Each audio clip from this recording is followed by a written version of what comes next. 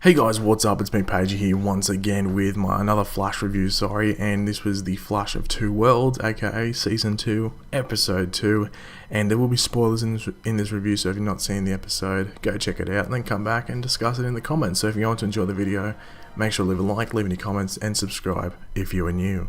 So anyway, this episode opens up with basically Jay Garrick introducing himself and explaining what happened to him, because we learn that he does not have his powers, that Zoom was literally about to kill him, and then he got sucked up into the singularity that opened up at the end of Season 1, which sucked him in, and he's actually been on Earth 1 since that happened. So he's been on Earth 1 for 6 months, but he's only just come to know and discover all about Star Labs and everyone in Team Flash, so he's confident enough to go in knowing what everyone does and what their role is.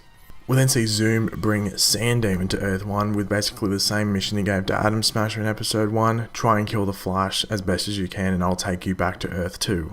So this is pretty interesting, because I'm assuming Zoom has the ability to go and to and fro between Earth 2 and Earth 1, if not other Earths as well, because unless he was just waiting there, because that breach opened and he came straight away with Sandemon. So unless he was just waiting, or he has actually the ability to go through, which I think he does, that's going to be pretty interesting, because he's going to be able to go back and forth and cause a lot of terror. One cool thing is that Jay Garrick's origin in this show is actually the same it was in the Golden Age comics, from what I can remember. I haven't read those for about 6 years, but from what I can remember, it's the exact same. Like the stuff with the water, it's not similar to Barry. It's sort of similar to Barry's, but not exactly. It is something to do in the lab. But yeah, I thought that was pretty cool and a nice little Easter egg.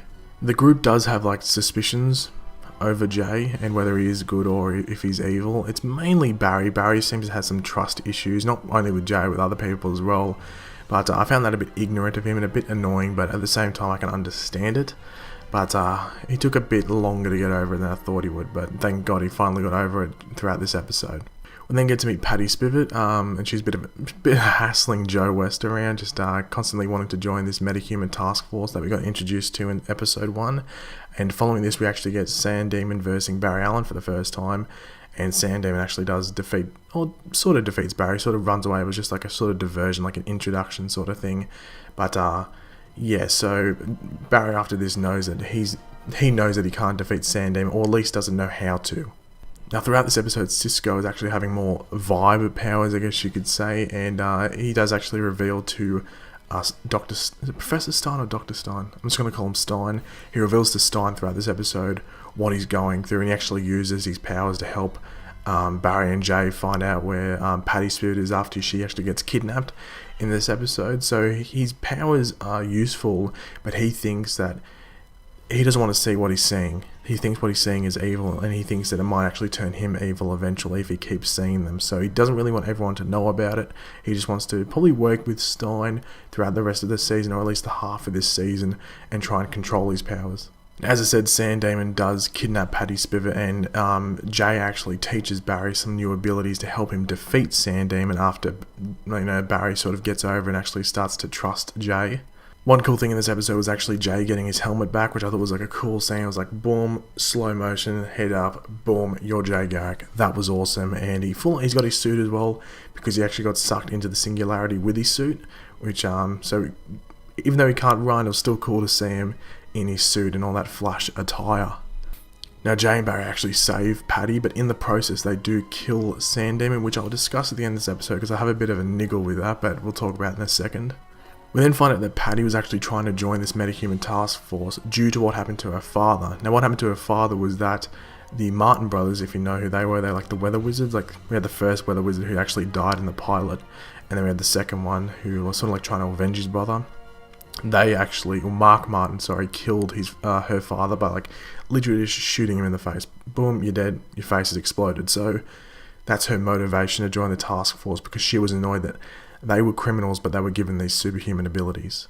Now, towards the end of the episode, we actually get to meet Joe's ex-wife and Iris's mother, so they'll probably get more delved into in the next episode, or the next couple of episodes, because I don't think she was there when Barry was younger, so Barry might not know who she was. I'm not too sure if they've mentioned that. I don't think she was, because she was never in any of the flashbacks or anything like that, so it'll be interesting to see what her reason for coming back and frequently trying to contact Joe was. We then find out that there are 52 breach points in Central City. Yes, 52. They use that number not subtle at all, but yeah. So there's 52 bridge points, and actually upon explaining all the breach points and stuff like that, Stein actually collapses, and it still looks like he's having a stroke, but it obviously has something to do with Firestorm.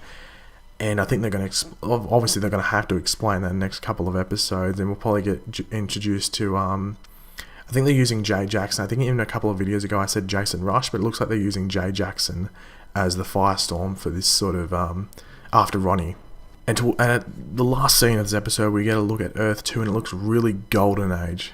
Full-on Golden Age, and I was so happy they used that as a touch. Like, the train looked Golden Age, just the colour scheme, even like the design of Star Labs, like the rocket ship, is really Golden Age, like mid-1900s. Really cool design, and I'm really happy they used that. And it's not even that, we actually get to meet Earth 2 Harrison Wells, and he doesn't look 100% nice guy, if you know what I mean. He looks a bit sinister. Like, he looks like he has good intentions, but he looks a bit sinister, especially the way he says, "Hello, children." I was like, there's something not right with you. I know it, and we're going to find out. So overall, I give this episode a 4.5 out of 5. I thought it was a really good episode, one of the best Flash episodes there's been. That's a big thing, because this show has been pretty solid and really consistently good. The only downside I have for this episode is the killing of the villains, because in Season 1 of The Flash, some people might not agree with me, but in Season 1 of The Flash, they didn't kill the villains off a lot. Like, it was maybe like 1 in every 4 villains got killed. But so far in the first 2 episodes, both villains for the week have been killed. So I know on both occasions, probably both of them had to die because they're really hard to stop. Atom Smasher just growing really big, and the fact that Sand Demon just could, change into sand, and like there was not many too dry places around Central City to stop him. They sort of had to kill him. But hopefully in the next couple of episodes, they do meet some villains which can be stopped without having to kill them. They can lock them up and sort of ask them questions about Zoom and find more about Zoom. So thanks for watching, guys. If you could leave a like, it'll be very much appreciated. Leave any comments on what you thought in the episode, and subscribe if you're new. I'll catch you later, guys. Goodbye.